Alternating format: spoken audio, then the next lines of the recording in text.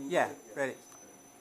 Good afternoon. My name is Mr. Richard Chrysler, and I want to welcome you to the process control experiment, cycle 3 for the process control lab. This will be the last experiment you'll conduct in the process control lab. And first off, I'm going to talk about the 500 series experiments. So this is the lab volt system, experiment 520. And when you do the 500, if you're assigned to either 510 or 520, you're going to operate both the apparatus for 520, which is the lab volt apparatus, and 510, which is the single tank level control experiment, which I'll talk about here in a second. Now, what I want you to do in preparation for this experiment is I would like you to go to the Course Blackboard website and look up the Process Dynamics operational video that was made by your teaching assistant, Robert Wandell, to give you an overview of how to work with this apparatus. What I want to focus on today, the only part I want to focus on today, is about saving your data, which was not covered in the video, but we talked to the students about it when they come in for record ordering. So I want to include that in this video. So I'm not going to go over the overall operation of this system. That will be covered in the Process Dynamics video. I'm only going to talk about saving your data. So over here, when you come in to do this experiment, it will be already set up and operating.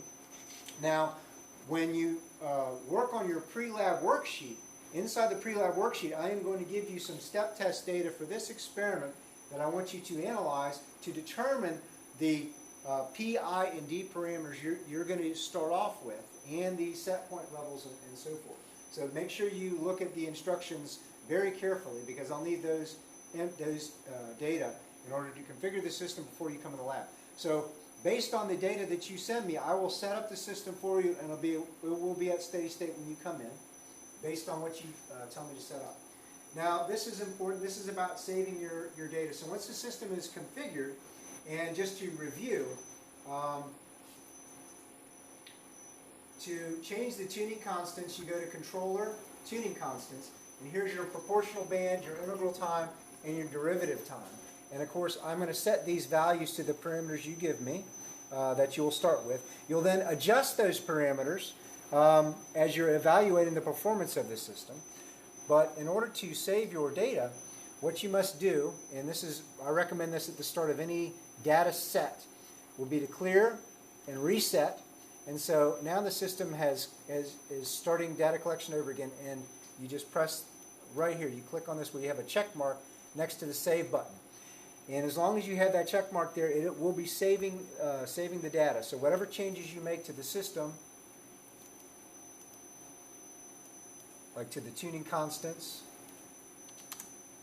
or to the proportional band,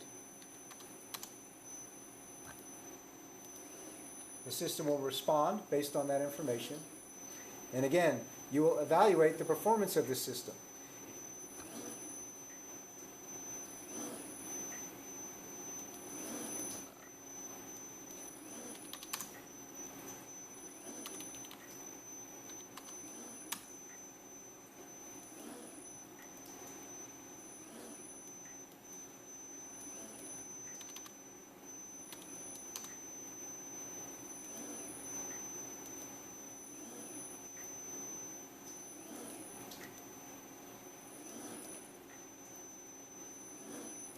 And so I can make all sorts of changes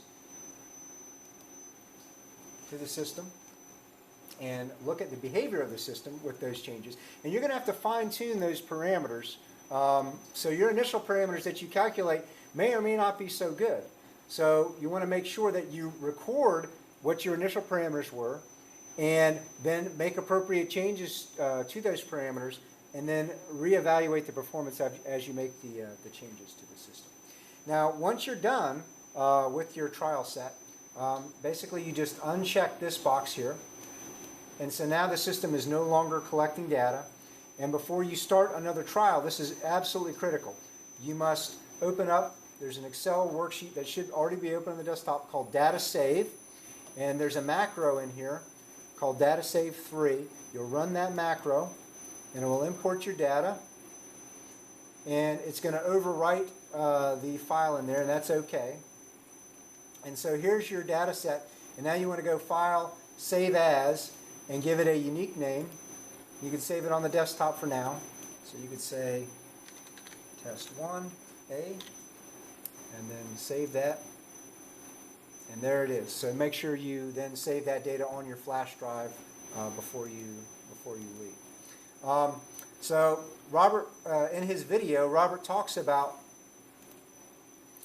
how to change all these parameters. And again, it's just controller, tuning constants. And here's where you adjust your proportional band, your integral time, and derivative time. So make sure you review Robert's video and review this video to prepare yourself for experiment 520. Thank you very much.